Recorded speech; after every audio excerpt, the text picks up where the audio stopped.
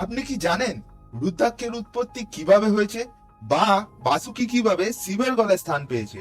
পুরো বিশ্ব ব্রহ্মাণ্ডের প্রথম নাদ কিভাবে তৈরি হয়েছে? অজানা কথার আজকের এই প্রতিস্থাপনে আমরা এই প্রশ্নগুলোর উত্তর খোঁজার চেষ্টা করব। তাই ভিডিওটিকে পুরো দেখবেন, চ্যানেলটিকে সাবস্ক্রাইব করে বেল আইকনটি প্রেস করে দেবেন এবং কমেন্টে লিখবেন ওম নমঃ শিবায়। চলুন শুরু করা যাক। রুদ্রাক্ষ শব্দটি এসছে দুটি সংস্কৃত শব্দ দিয়ে। রুদ্র অর্থাৎ মহাদেব, অক্ষ অর্থাৎ চোখ, অর্থাৎ রুদ্রাক্ষের অর্থ শিবের চোখের অশ্রু। শিব পুরাণ অনুযায়ী একসময় মহাদেব সমগ্র বিশ্বের কল্যাণের জন্য হাজার হাজার বছর ধরে গভীর তপস্যায় নিমগ্ন ছিলেন। তপস্যা শেষে তিনি যখন চোখ খুললেন তখন সমস্ত জীবনের দুঃখ এবং কষ্ট দেখে তার চোখ থেকে করুণায় অশ্রু ঝরে পড়ে। সেই অশ্রুবিন্দু পৃথিবীতে পড়ে বৃক্ষে পরিণত হয়। সেই বৃক্ষের ফলের বীজই হলো রুদ্রাক্ষ। রুদ্রাক্ষের গায়ে স্বাভাবিকভাবে কিছু রেখা দেখা যায়, তাকে বলা হয় রুদ্রাক্ষের মুখ। এই অনুযায়ী রুদ্রাক্ষের প্রকারভেদ করা হয়। এই রুদ্রাক্ষগুলির মধ্যে সব থেকে বিরল হলো 14মুখী রুদ্রাক্ষ, গৌরী শঙ্কর রুদ্রাক্ষ, গণেশ রুদ্রাক্ষ এবং ত্রিজুটি রুদ্রাক্ষ। হিন্দু ধর্মে রুদ্রাক্ষ ধারণের কিছু মাহাত্ম্য আছে। মানুষের বিশ্বাস অনুযায়ী রুদ্রাক্ষ ধারণ করলে মন শান্ত থাকে, ভক্তি বৃদ্ধি পায় এবং ধ্যান জপে একাগ্রতা আছে। রুদ্রাক্ষ এক পবিত্র ধর্মীয় প্রতীক। আধুনিক বিজ্ঞান এটিকে অলৌকিক শক্তির উৎস হিসেবে প্রমাণ করতে পারেনি, তাই এর মাহাত্ম্য মূলত আধ্যাত্মিক এবং ধর্মীয় বিশ্বাসের সঙ্গে যুক্ত।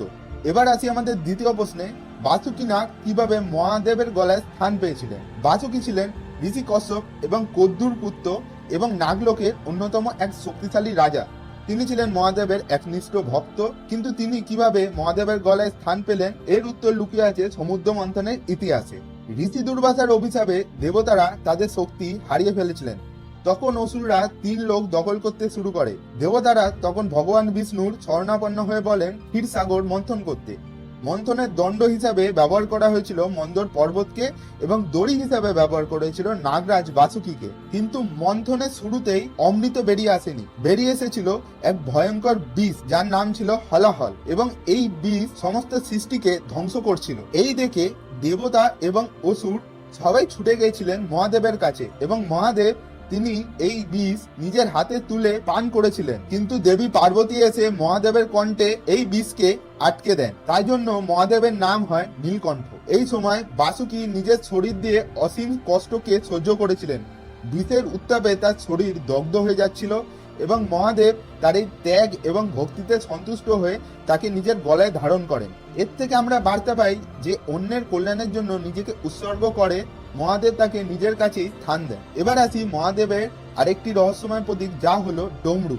ডমরু শুধু একটি বাদ্যযন্ত্র নয়, শৈব দর্শনে এটি সৃষ্টির প্রথম শব্দের উৎস বলে ধরা হয়। সৃষ্টির একেবারে আদিতে যখন চারিদিকে শুধু নীরবতা ছিল তখন মহাদেব ডমরু বাজান। সেই প্রথম নাদ থেকে সৃষ্টি হয় মহাজাগতিক স্পন্দন। অনেক আধ্যাত্মিক ব্যাখ্যায় এই ধ্বনিকে ওম বা আদিম শব্দের প্রকাশ হিসাবে ধরা হয়। পরে মহাদেব নটরাজ রূপে তাণ্ডব নৃত্য শুরু করার সময় ডমরু বাজান। আজকের বিজ্ঞানও বলেছে সমগ্র মহাবিশ্বের প্রতিটি নক্ষত্র, প্রতিটি গ্রহ, প্রতিটি পরমাণু নিরন্তর কম্পন এবং গতির মধ্যে রয়েছে। শৈব দর্শনের বহু আগে থেকেই বলা হয়েছে সমগ্র সৃষ্টি এক মহাজাগতিক নাদের প্রকাশ। এই কারণে ডমরু শব্দকে শুধু বাদ্যযন্ত্রের আওয়াজ নয়, সমগ্র মহাবিশ্বের চিরন্তন স্পন্দনের প্রতীক হিসাবে দেখা হয়। মহাদেবের রুদ্রাক্ষ আমাদের শেখায় করুণা এবং ভক্তির শক্তি। বাসুকি নাগ শেখায় ত্যাগ কখনো বৃথা যায় না।